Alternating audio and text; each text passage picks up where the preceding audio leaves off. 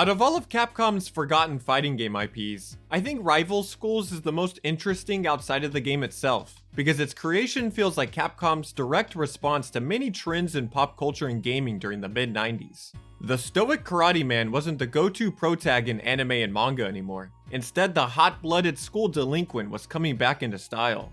The future of gaming was polygonal, so Capcom had to catch up to the incredible 60 frames per second 3D visuals that Sega was putting out in the arcades.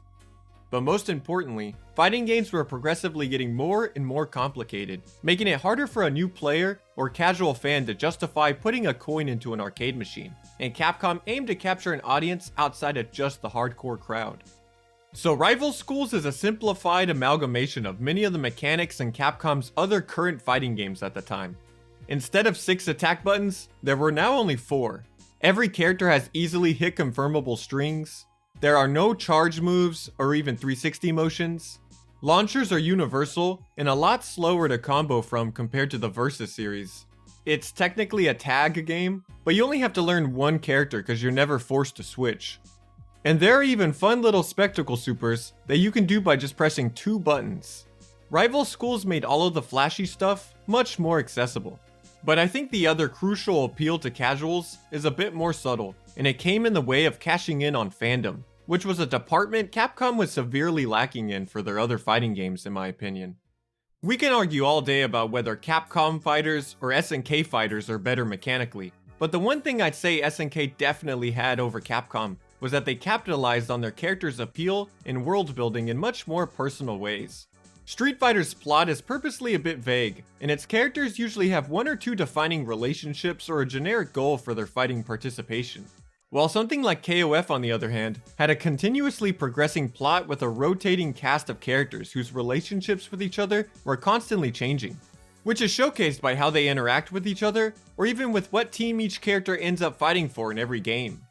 Hell, even comparing Street Fighter artwork versus KOF artwork, we see that SNK really wanted to emphasize that these characters lived in a world that they actually interacted with. And I think all of this really cemented why SNK characters would usually end up topping the popularity polls in the big Japanese arcade magazines back in the day, because there was simply more to connect to in this aspect. I mean, SNK was releasing audio dramas, and adventure games, and even live-action TV shows for their characters. Now, did this end up mattering in the long run when determining what series would be more relevant now? Not exactly. But I think aspects of fighting game fandom that don't just purely revolve around the competitive side are good for the genre's growth and is what turns casuals into diehards. So Rival Schools is obviously aiming towards a specific younger, more fandom-orientated demographic, because its roster is made up of a bunch of kids in schools that are rivals, of course. Which is key because all of the characters are already factioned off into neat little teams representing different personality traits and ideals that you can root for and connect to like a sports team.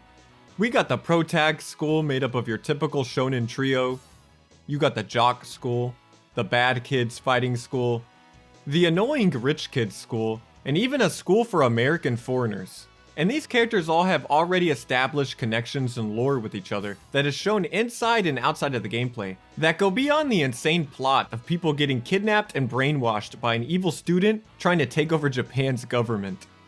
No, seriously. Batsu is trying to find his sick mother who got kidnapped by the principal of the rich rival school, but the principal turns out to be Batsu's estranged father, who skipped town on him when he was young because he's an ex-ninja who didn't want his family getting hurt, and is now being brainwashed by his evil nephew to perform a coup on the country. Going to school in Japan is hard.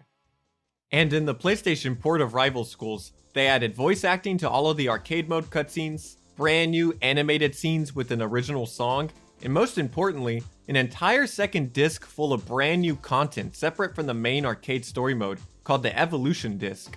This added some neat stuff like a tournament mode, 2v2 4-player mode, a gallery, some sports mini-games, a whole tutorial to teach you the mechanics, which was super ahead of its time, and a massage simulator. Okay, sure, alright Capcom.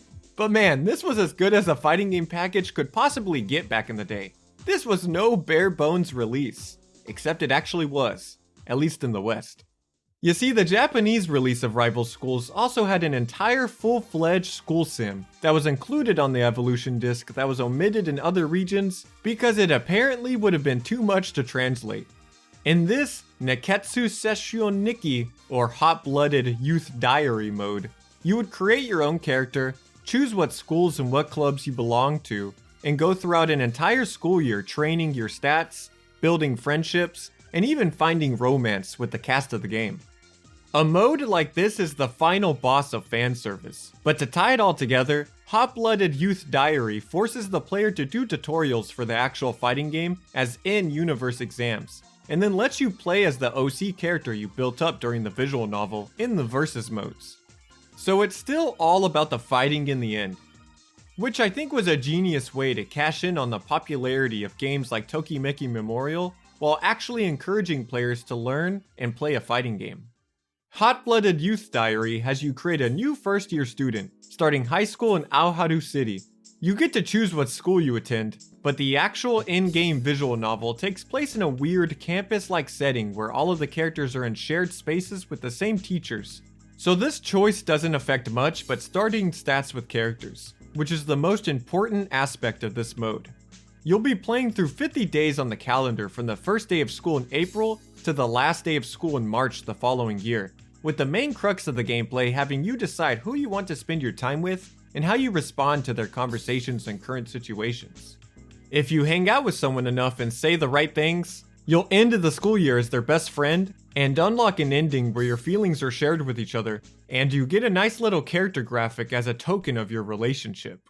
But it's not that simple, as specific characters are only available on certain days, and with a roster of 14 characters to pursue in this mode, some characters are much more rare to talk to than others. So you gotta choose the one you want to focus on, and even sometimes bring your relationship level down with others to get the ending you want.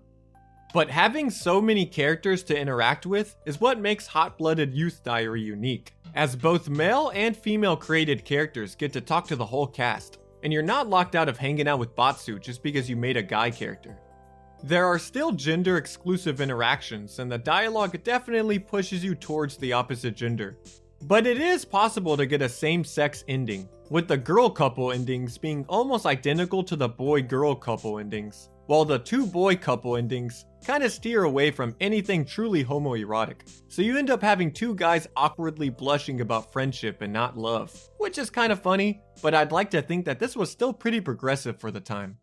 Honestly, I didn't know too much about the Rival Schools cast personality-wise before playing this mode, and while some are very tropey, most of them have fun characterization that made me appreciate these characters much more. Some highlights for me are Batsu opening up about supporting his sick mother with his paper route and how his parents' divorce traumatized him, Roy starting off as a straight-up xenophobic American who hates Japan but ends up becoming the ultimate bro, and Bowman being a super strict Christian who you get to question the existence of God with on a moonlit beach shore. On the other hand, playing this mode absolutely killed the aura of Kyosuke for me. I've been upset over the fact that this dude is bottom tier in CVS2 for my entire life, cause he just looks so damn cool. But now I know that he's just a goody two-shoes hall monitor who reprimands and punishes you for any delinquencies, and even makes you wear a bald cap for being late to school. This guy is a dork.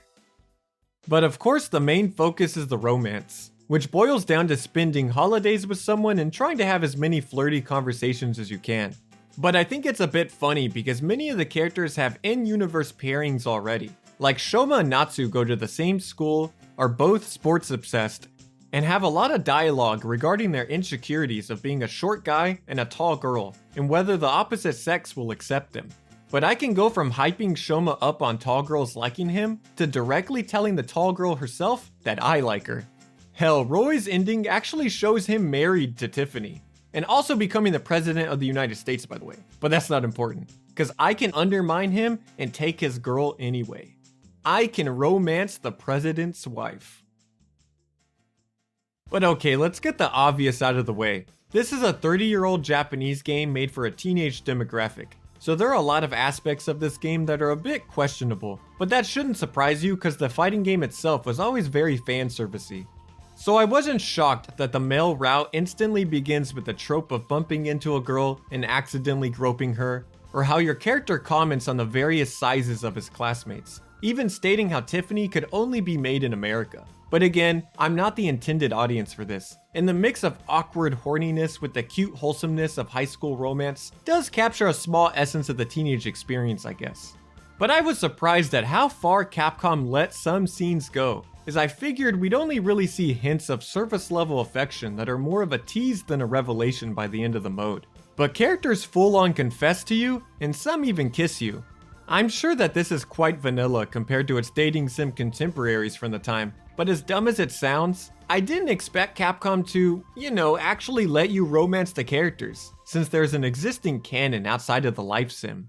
But here's where it gets actually controversial, cause man, you can date the teachers in this game too. And I know what you're thinking, I love Kyoko. I don't want to romance teenagers, this sounds awesome. But remember that your character is also a teenager.